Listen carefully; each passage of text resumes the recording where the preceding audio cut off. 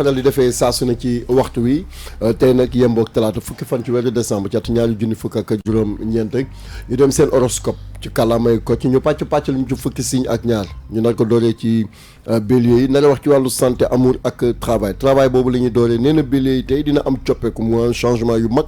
yoo xam ne dina leen bett lool sax ci seen bërëbu liggéeyukaay loolu nekk na loo xam ne dina leen mën a jàppale ba ngeen mën a jóge ci benn étape dal ci beneen boo xam ne mooy gën a kawe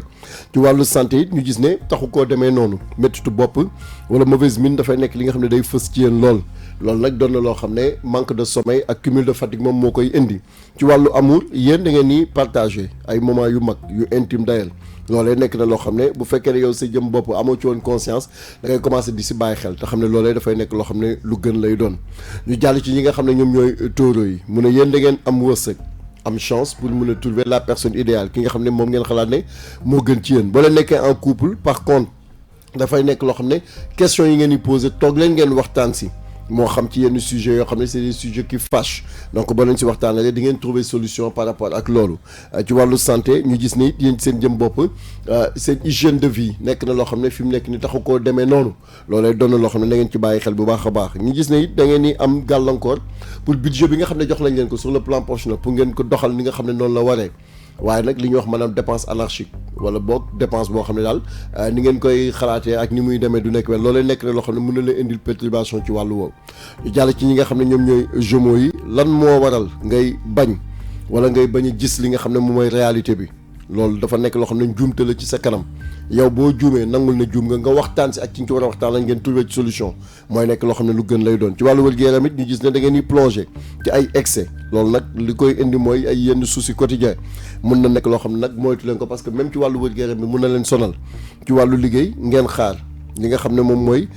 discorde bu mun a am seen diggante ak kenn ci yéen ci li ngeen di liggéeyal muy seen benn collègue loolu nekk na loo xam ne bu fekkee am na mun na indi réeroo wala ñagas-ñagas goo xam ne daf ciy fës ñu jàll ci ñi nga xam ne ñoom ñooy cancer yi mu ne journée tey bi dafay nekk occasion pour nga mën a engager waxtaan bu yaatu yow ak ki nga xam ne moom ngay bëgganteel baax na nag pour tab yi nga xam ne mi ngi ci am ngeen crever abcès bi pour yenn points yi nga xam ne daf ci am daal mu mën a leer ci seen diggante ngeen mën a privilégier yenn lekk yoo xam ne wax dëgg yàlla am na fibre comme lu ci mel ni ay pomme wala haricot vert wala xeet yu demee noonu dafay gën ci seen wàllu gëm rawatina bu dee da ngeen ñiy seere ci wàllu liggéey it mu gis ne am na ay changement yu rëy yoo xam ne dina ñëw ci seen méthode de travail bu leen hésiter nag pour ngeen mën a dem ak nit koo xam ne xelam day màcc loolu ci wàllu pour ni mu mun leen dimbale ñu jàll ci ñi nga xam ne ñoom ñooy lion yi célibataires yi yéen da ngeen nekk li nga xam ne da ngeen xolaat seen bopp xolaat seen taxawaay defaraat seen toogaay ndax bu fekkee demul relation yi ngeen nekk du jàppandi comme ni nga xam ne ngeen ko bëggee ci wàllu santé ñu ne da ngeen nekk ay fruits lu ci mel ne ay agrumes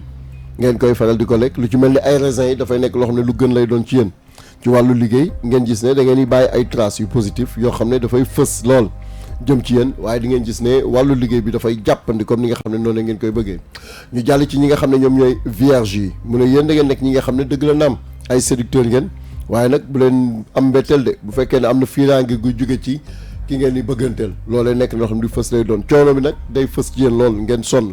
li ñuy wax maanaam fatigue physique ak fatigue intellectuelle mu nekk ñaari xeeti coono yoo xam ne day dajaloo ci yéen mun leen indil jafe-jafe ci wàllu wér-gu-yaram ci wàllu liggéey aussi ñu gis ne gént gi nga xam ne da ngeen siy gént dina xaw a ralentir nànk-nànk rek waaye bu fekkee def ngeen tuuti effort rek incha allah rabi la ngeen bëgg dafay nekk loo xam ne da ngeen koy am ñu jàll ci ñi nga xam ne ñoom ñooy balance yi seen bët da ngeen ko teg ci ab jigéen wala teg ko ci ku góor te mënu leen jot ci moom bàyyi leen mu sedd foofu gënul ci wàllu wér-gu-yaram it coono bi nga xam ne fës na ci yéen dem leen ngeen def marche wala ngeen def natation wala ngeen dem ci foo xam ne dafa am espace vert ngeen nekk fa dina gën ci yéen ci wàllu moral ci wàllu liggéey it ñu gis ne am ngeen envie changer quelque yenn mauvaise habitude yoo xam ne say yenn collègues yi am na ko mënoo ko bàyyi leen nit ki ni ko yàlla bindee kañ bàyyi ko mu continuer noonu rek ñu jàll ci ñi nga xam ne ñoom ñooy scorpion yi mu ne da ngeen war a doubler voire même ngeen tripler seen attention ci seen diggante ak ki ngeen di bëgganteel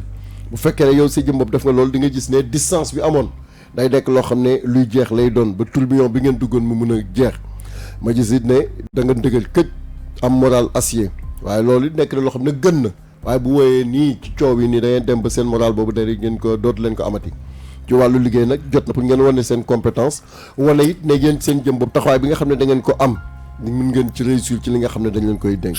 ñu jàll ci ñi nga xam ne ñoom ñooy sagittaires yi mu ne na ngeen def plus de confiance ci seen partenaire jarul ngeen di am laam-laamee ci moom wala am ci xel ñaar ci wàllu wér tamit ñu gis ne am nga endurance waaye yéen seen jëm bopp il faudra ngeen di faral di noppalu ndax noppalu dafa nekk loo xam ne lu gën lay doon ngeen gën a mën a concentré wu nag ci seen projet yi nga xam ne am ngeen ko sur le plan professionnel incha allah rabi da ngeen ci am ndam comme ni nga xam ne noonu ngeen koy bëggee.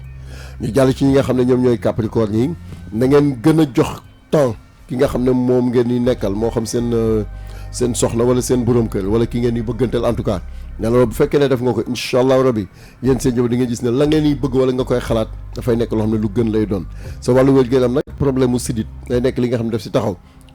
bu dee da ngay naan sàngara wala ngay naan alcool na nga ko bàyyi sulaar baaxul loolu fa nekk loo xam ne nee na problème ci foie yi da koy indi wax nga dëgg de naan kat sàngara moom xejul ci biir ci butéel rek la xej donc dañ ci def attention bu baax ci wàllu liggéey également jarul ngeen di précipité wu pour mën a def seen benn conversion professionnelle nànk-nànk rek affaire yi dina jàppandi incha allah rabi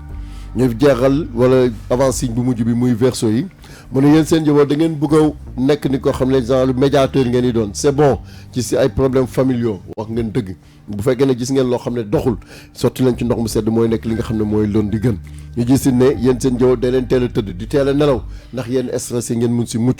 ci wàllu liggéey aussi baax na pour ngeen mën a xalaat ci yenn projets yi nga xam ne am ngeen ko ngeen mun ci taxaw doxal ko pour loolee mën a nekk loo xam ne luy sotti lay doon fa ñuy jeexalee rek mooy ci poisson yi mu ne ñoom dañu nekk ni ñi nga xam ne yéen si yow vous avez la bonne humeur certes loolu dafa nekk loo xam ne lu gën lay doon kon déjà loolu na ngeen ci bàyyi xel bu baax a baax ñu gis ci wàllu liggéey aussi il faudra être plus attentif waaye it ngeen wañ a ignorer yenn gàllankoor wala yenn jafe-jafe yoo xam ne si am fa ñuy jeexalee ci poisson yi rek mooy ci seen horoscope bu tey bi mooy ci wàllu amour mu ne dafay nekk li nga xam ne bëri na ay surprise yoo xam ne dañ succédé wu tout au long de cette journée moo xam nit koo leen nekkaloon ngeen toog benn temps nekkatu leen gisatuntu leen mu amaat relation yu bees yoo xam ne yuy doonaat lay doon yu mën a aboutir ci wàllu mariage kon déjà loolu dafa nekk loo xam ne ay surprise yu neex la yoo xam ne dina leen dal sur le plan sentimental.